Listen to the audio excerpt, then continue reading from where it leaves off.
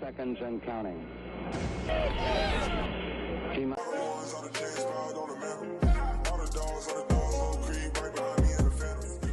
Hey, what's good, yo? Welcome back to another video. It's Anish. I'm joined with a very special guest, Sean Pendergast, and I'm also joined with my friend Drew.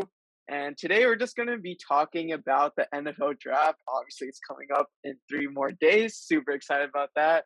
So Sean, he's a co-host for the Sports Radio 610. He does a lot of amazing stuff. Feel free to check his Twitter at Sean Pendergast. And so, Sean, I want to ask you, you've talked to Nick before. We haven't had the honor to talk to Nick.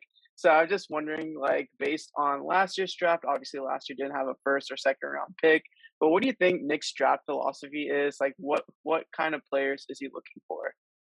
Yeah, I think his philosophy is centered around a few things, and I appreciate you guys having me on. We just had Nick on our show today, Monday morning. So we had him on for about a half hour on our show. So if people want to check out the podcast of our interview with Nick, that's on sportsradio610.com.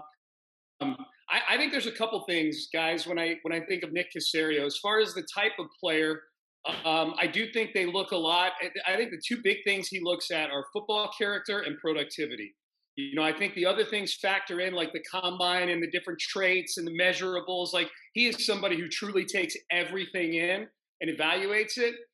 But if I had to sort of connect the dots on prospects, if there's a guy, take Trayvon Walker as an example, you know, a guy who's got incredible traits that he showed off at the combine. And since then, he might be the number 1 pick in the draft now, but he only had 6.5 sacks last year. I think if it came down to Trayvon Walker, Hutchinson, Nick Caserio would be more about Aiden Hutchinson and the 14 sacks and the 15.5 TFLs and the fact that he's been journaling since he was 4 years old about how amazing he wants to be at football and all those things. Trayvon Walker might end up being a great player and by all accounts a great dude as well. But I think productivity and I think football character are 2 huge things with Caserio. So that's on the player side. As far as the philosophy of the draft itself, he's a lot about value. And he's talked about wanting to maneuver around in the draft. Right before I went on the air with you guys, he just made a trade. I don't know if you saw. He traded a 6th and a 7th for a 5th with his old boss up in New England. So he's already looking at maneuvering around and moving around. And he reiterated again today with us, he's having a really hard time moving out of 3.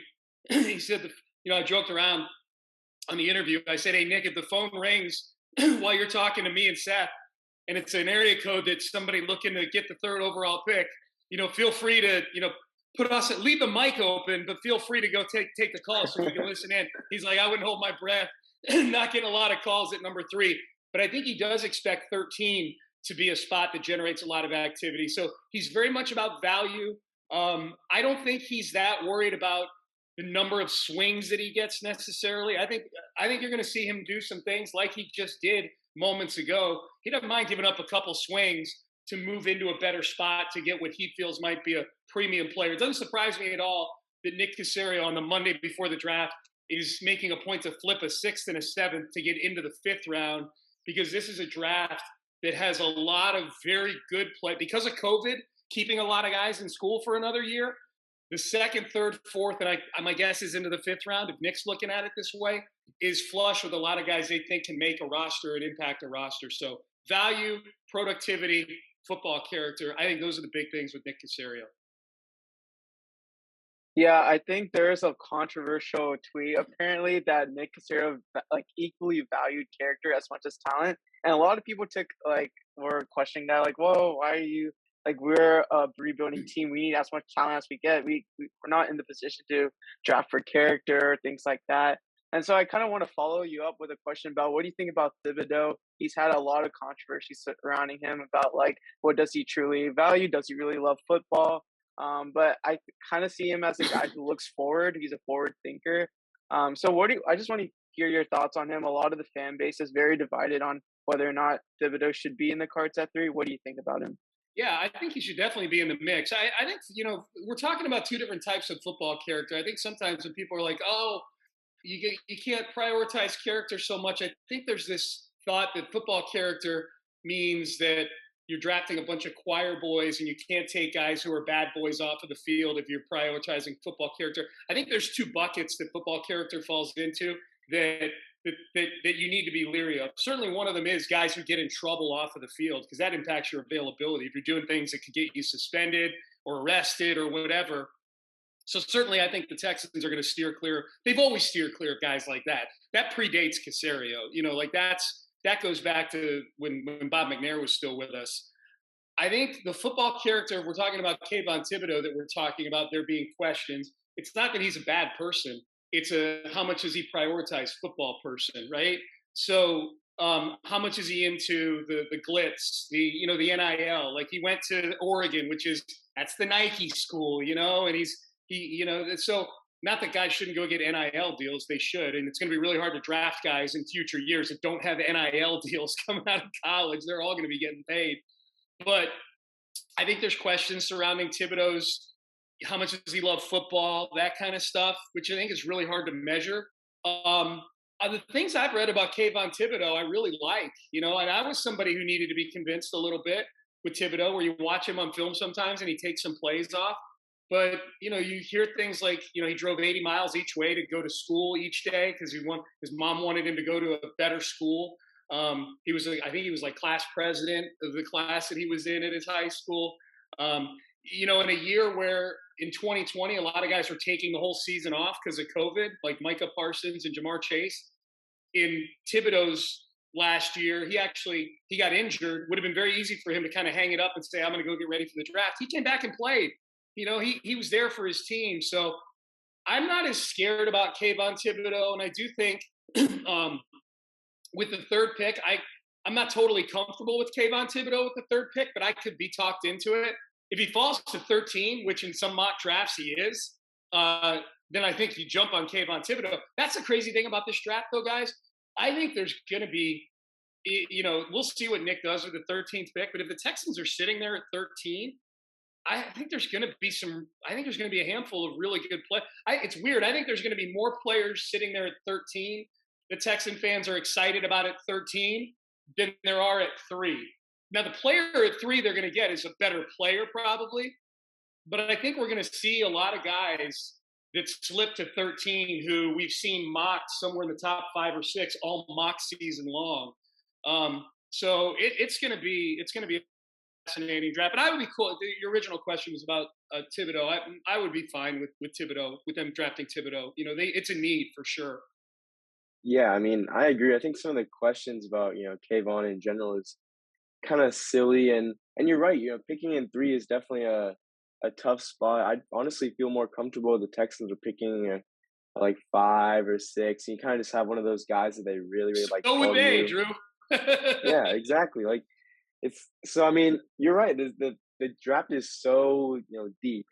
From players in the 2nd and 4th round, there's players there in the 5th round that would have gone in the 2nd round if it were a different group of guys. There wasn't so many 5th-year seniors, 6th-year seniors. It's just a crazy draft in general. And I guess our next question for you is, based off of Nick Caserio's philosophy, what player would you think would be the right fit, or kind of the player he would like at 3?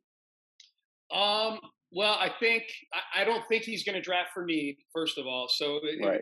I think if we're going, first of all, they need everything. So, like, by definition, if they pick a human being, they're drafting for need. Once it's a human being that doesn't play quarterback or is a punter or a kicker, then they're drafting for need at number 3. I don't think they're taking a running back, obviously, at 3 either. But as far as the guy who at 3 would like check the most boxes, Ekwonu feels like a really safe pick at 3. Like, you're like trying to make sure, okay, at 3, the ceiling for drafting a guy who's probably going to be an interior offensive lineman for you initially, and then maybe bump to the outside. The ceiling for a guy like that is probably pretty low just based on the position that he plays. But on the same note, the chances of that guy being a really good performer for you and having a high floor is very, very good.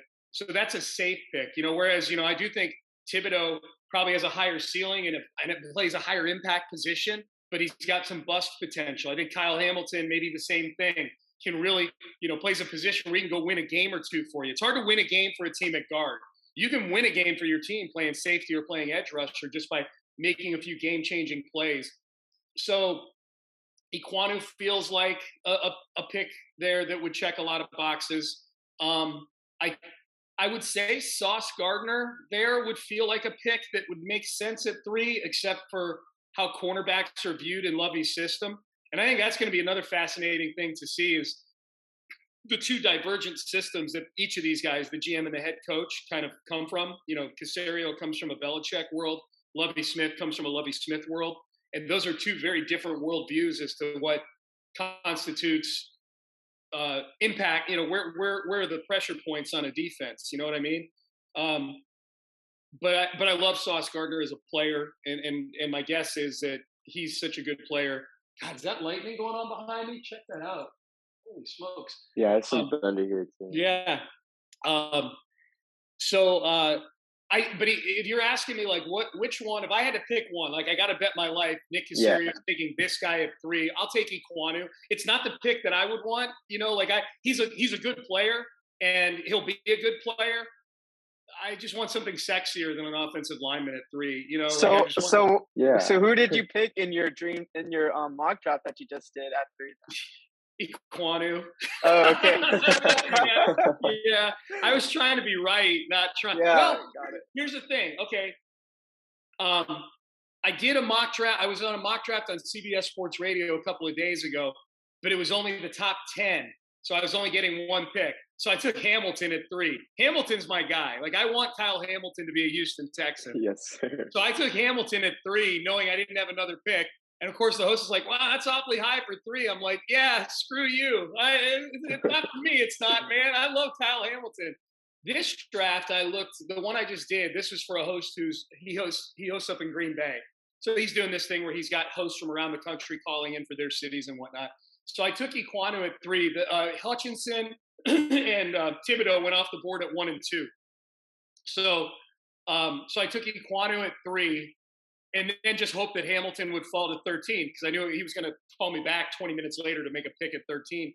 And Hamilton was there. Not only was Hamilton there, guys, Hamilton was there. Garrett Wilson was there.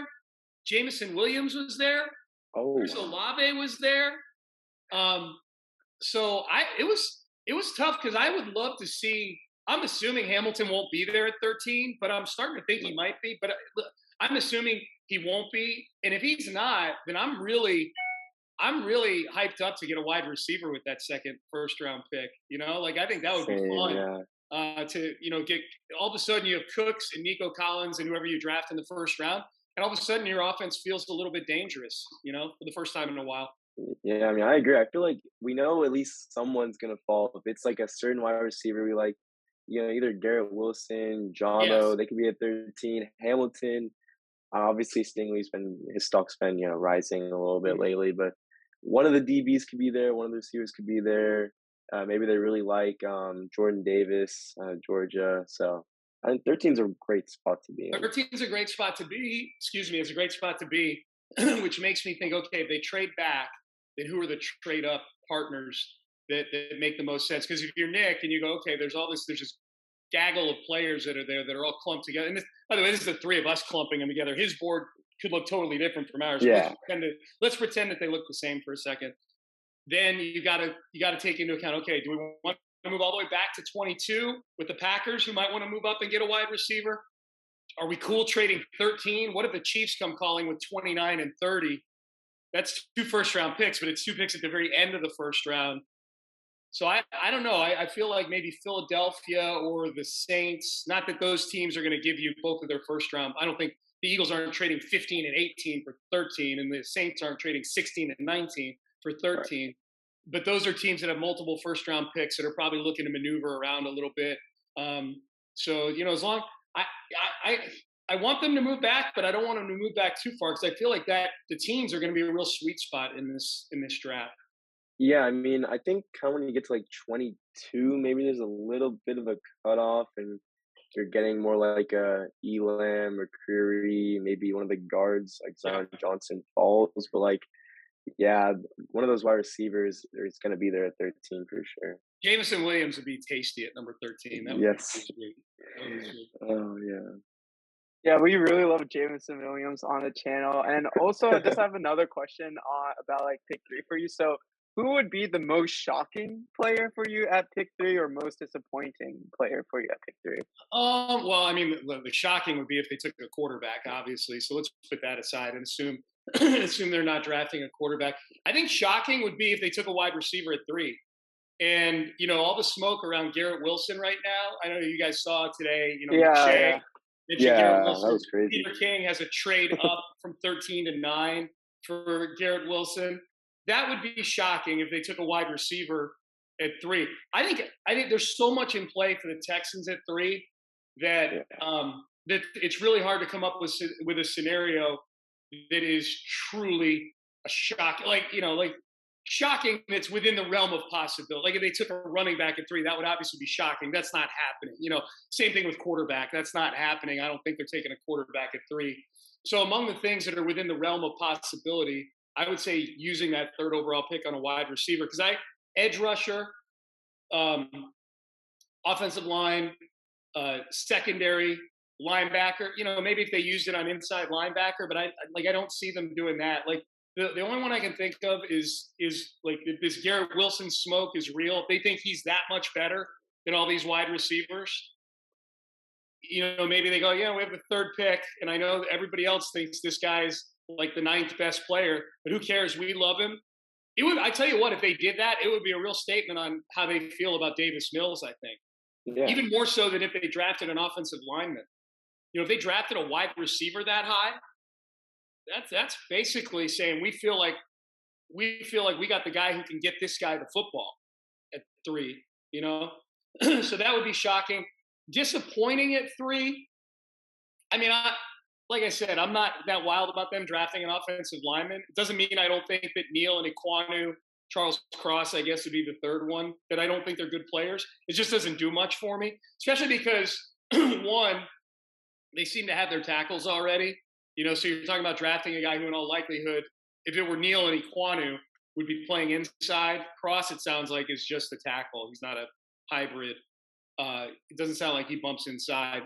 So that's number 1. And number 2 with the offensive line, and you hear Seth Payne say this a lot on my show, which is it is the one position group where if you've just got 5 average guys that are working together in concert with one another, you don't need elite guys to play solid offensive line. You need well-coached, smart, technically sound, average football players. And if you've got 5 of them doing what they're supposed to do, you can run an offense, So it's hard for me to reconcile using a 3rd overall pick on a position group where you've already used a lot of capital to go get Tunsil, to draft Howard.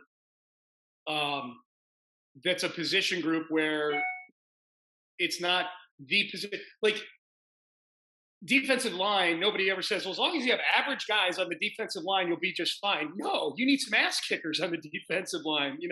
Nobody says, if you just have a bunch of average cornerbacks and safeties, you'll be just fine in the secondary. They don't say that. You need 1 or 2 dogs back there. You need some elite playmakers.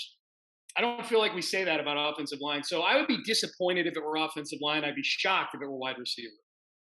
Yeah, you're right. I mean, offensive line, one guy's not going to move the needle for me. And I still think a lot of it is, scheme dependent, coach dependent, and a lot of stuff that we're Coach just kind of dependent. struggling with. This should be a better coached offensive line. Yeah, exactly. I know we're 2 coaches removed from Mike Devlin now, but that was atrocious for all those years. They looked the same last year under Campen as they did under Devlin. They just didn't look like they knew what the hell they were doing. So, coaching, big key. Yeah, same Tim Kelly scheme didn't really help. I mean, Yeah. a better emphasis on the run game is going to help. And plus, I think that the day 2, day 3 guys are pretty good on the interior offensive line. It's relatively deep. There's a lot of guys that can really fit a gap scheme too. So, gap power scheme. So, I'm not really going to be too excited if we get a Quanu or a Neal. I mean, I get the position versatility, contract versatility with Tunsil, stuff like that. Yeah. From what those guys have been saying, but I mean, I don't know if I necessarily want Quanu. He's going to be a great player. He's going to be solid for the next 10 plus years, but it doesn't really move the needle. I'll let him go be solid. So he can go be solid for the Jets. Yeah. The Giants. All right, so I guess we're gonna wrap up the video with a mock draft. So, Sean, which website do you typically use? Do you use PFF, the Draft Network, or I don't know? How do you go about mock Oh, to do drafts? like to do like the sample mock drafts and stuff, Yeah, like the ones that people screen cap and they post them. Yeah. exactly. Can I Yeah, just can I tell you?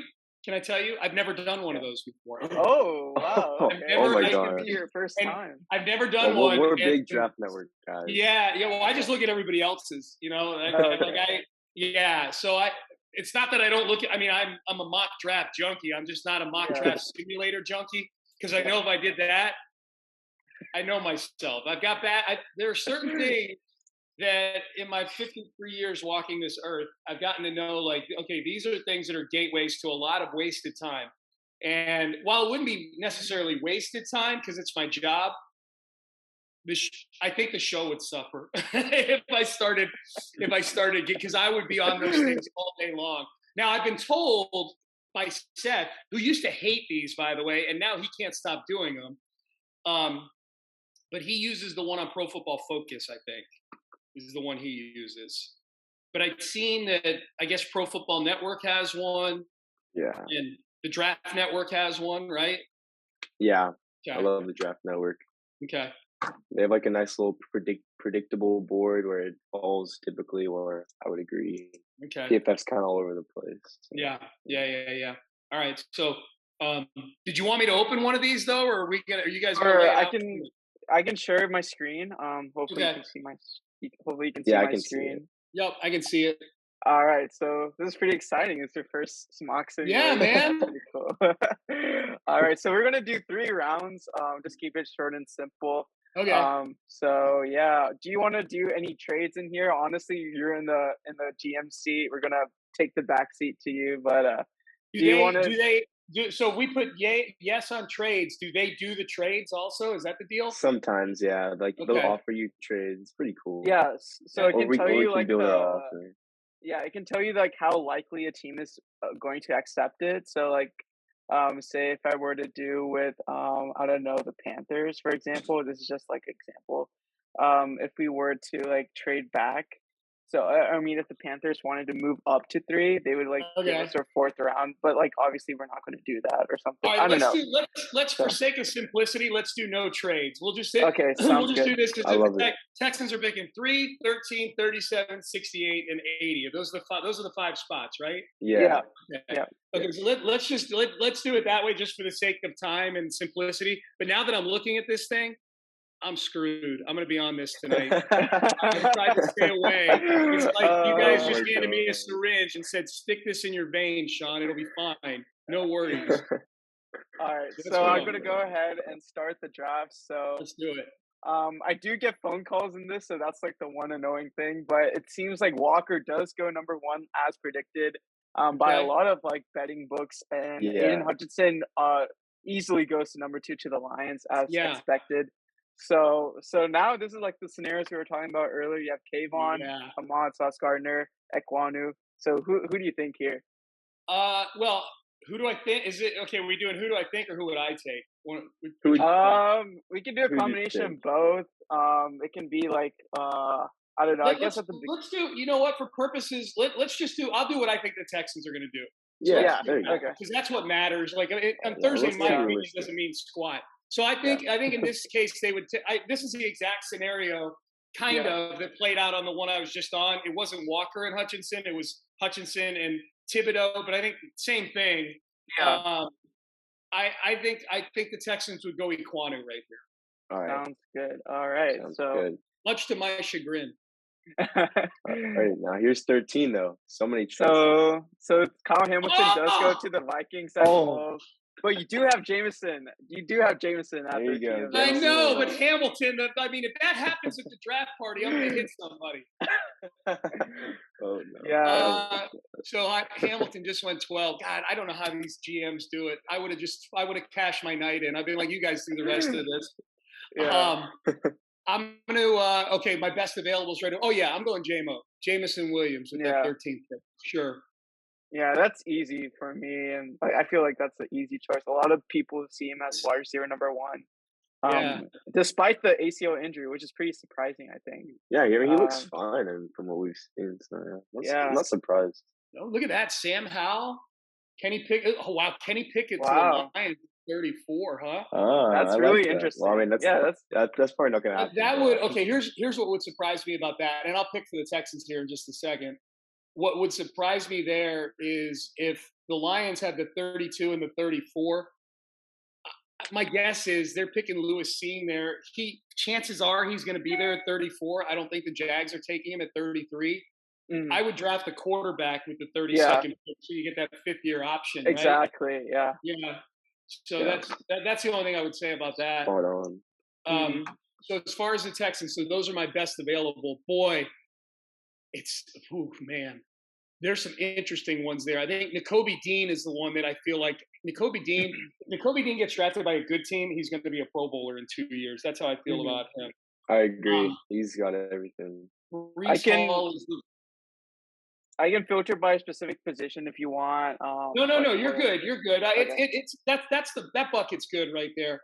okay, Um, sounds good. N'Kobe Dean, because I got N'Kobe Dean. Ojabo is interesting just from the Yeah. standpoint. We heard Nick talking about injured players last Thursday at his press conference, and it's Mhm. an Achilles, but you could redshirt Ojabo, and then all of a sudden you got in 2023, Mhm. you've got essentially what was a first round pick who you've paid a couple $1,000,000 to rehab an injury. Um, but I'm going to go with Brees Hall, the running back at 37. There, All and right. honestly, I like that. this is the exact scenario. I don't know if you guys saw. I did a post on the Houston Press. I think it ran last week. Combo platters, and I did a segment on the show about this 3, 13, and 37 combo platters. And I did one the all Georgia. We called it the Peachtree Potpourri. It was all Georgia players. We did one with all Big Ten players. I forget what I named them. But one of them I did was I think I called it the Maximizing Mills Melange or something like that. But it was Oh all yeah. offensive guys. It was all offensive Ah, guys. It yeah. was Aquanu at 3. It was Jamison Williams. Might have been Olave, but one of the receivers at 13, and then Mhm. Brees Hall at 37. Yeah.